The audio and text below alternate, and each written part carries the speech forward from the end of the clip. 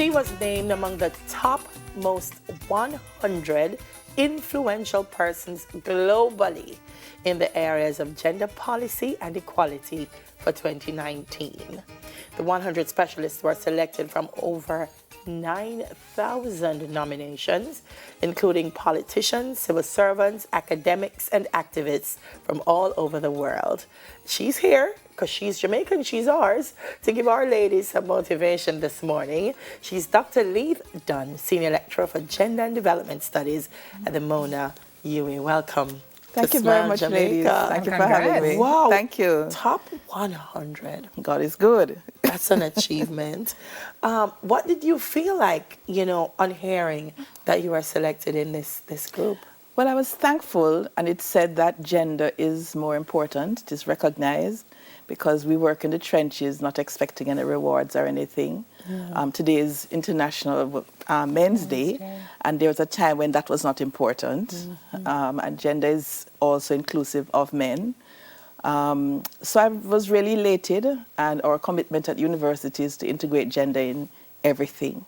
All development policies, programs, parenting, all of those issues which are so important for development. Is that the greatest misconception, that people believe once they say gender, all Dr. Dunn is talking about is women? It's a relationship, you have to look at the roles, responsibilities of each, and that means that you have to take on board what is happening to men and what are the factors that contribute to things like gender-based violence, the under participation of males in education. So you look at both, and it's important to empower both. When did your work in gender begin, and what gave rise to that calling for you? I think I was blessed to grow up in a family, Organ Lancelot Brown, where gender roles were not strictly defined. I'd see my dad participating in household chores. My mom loved gardening, so she'd be outside. So it said, you can do that. She had her own school, Brown's Preparatory, so women in business. And then I went to St. Hugh's High School, which is celebrating 120.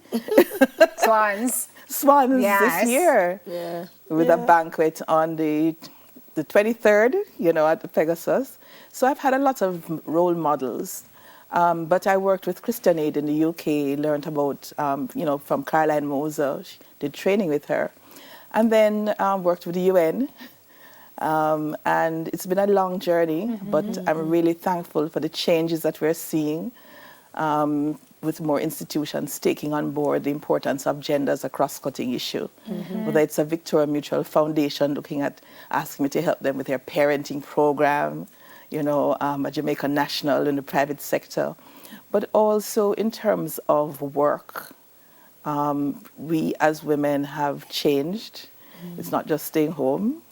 More women in ICTs, STEM. Managerial positions? Yeah. Oh, yes. Yeah. So a lot of changes have taken place. Why is it important, Doc, to have a policy, a gender policy? Why is it important? So the gender policy is important, the National Policy for Gender Equality, because it sets a framework for your priorities and actions. It also says what you think your values are. And the principle of that is equality between all persons, and therefore having a national policy means that you can allocate resources, hint, to promote that equality. You have to do that. You have to have laws in place.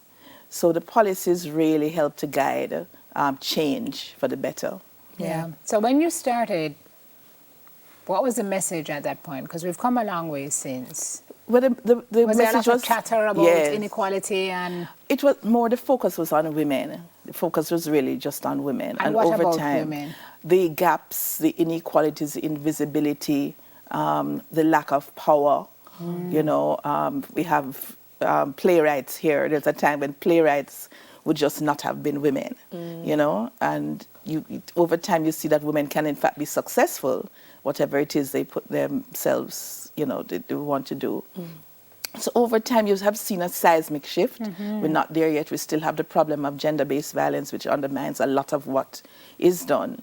But the inequalities also are there among rural women, persons with disabilities, women and men with disabilities. So for me, gender has been a very exciting career. That includes work on climate change, disasters, HIV, A little bit of everything. trade, Yeah. everything. I wonder though, you say the inequalities are changing and you talk about a seismic shift, the paradigm changing a little bit.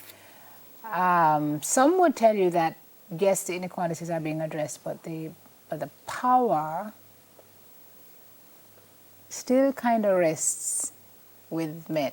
Yes, so it yes, does. there are more women who are getting managerial positions, but there are more men in the boardroom. You know, And that is patriarchy. It that's says the that construct men, still at it's work. still there. When we look at our parliament, we have only 17%, although we have ratified something called the CEDAW, Women's Rights Convention, which says we should have at least 30%, because you need a critical mass of 30% to be able to influence change. So we've been, our sexual harassment policy, for example, has been one of the areas that has taken a very long time to change. We hear it's coming, but it's coming. But it's because it's because of the imbalance of power at the top. In our boardrooms, you recognize that yes, more women are coming in, but the structure of power still is there in terms of being male dominated. You know, Yeah. and it makes economic sense, by the way, if you have more diverse. The research shows that if you have more diverse boards, more diverse groups and decision making, you will have better outcomes. Of course. Yeah. Makes sense. Makes sense. Makes a lot of sense. If you had to pinpoint some of the social challenges that we're having here in Jamaica, Doc, that may or may not be gender-based influence, what would be some of those things? I can't think of one yet because I was thinking of crime. Crime is also gender-based, Yeah. you know. So the Sir Optimists have been looking at welfare issues, you know, and they have the Stella Gregory Award coming up. And the issues that they're tackling are also gendered. You know, it's really difficult to find one area that you could say is not impacted by gender. And the more we embrace that, we haven't done it in schools yet adequately. We don't have any CXCs and CAPE yet. You're pushing for that. We're pushing for that, but Yeah. at the Institute for Gender and Development Studies at the University of Mona, we offer the only bachelor's degree in gender and development in the entire Caribbean. Wow. So we're building and graduating persons who can, in fact, help to integrate gender perspectives to benefit both women and men, girls Yeah. and boys. Yeah. So those, to me, are important things. So this award is a big deal. I'm really honored, actually. Yes, well, I mean, it is an honor. What does it mean for you? What does it mean for Jamaica? And what does it mean for next steps as far as what you do now that you've Okay, done so the global award from apolitical.com means that people may be less skeptical of what is gender, what is development, why is it important, you know? To be included with people like Michelle Obama and some of those others says, oh my gosh. Yeah. Yeah. In terms of working in the trenches and then there being a kind of groundswell of recognizing that your work is in fact being recognized. So I feel humbled, but it also means that more work has to be done because inequalities are still there. Yeah. It's And the reward changing. for good work is? More work.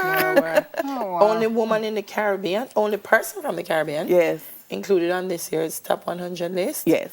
Wow. That big deal. Nice. A big Nice, deal. Doc. Thank you. Congratulations to you. Jamaica. Yes, real girl power sitting right here. Yeah. Dr. Lee Dunn, Senior Lecturer for Gender and Development Studies at the UWI, Mona. And up next, we're going to the big screen with Unplanned, the movie. Going to be the lead actress, Ashley Bratcher, when we come back.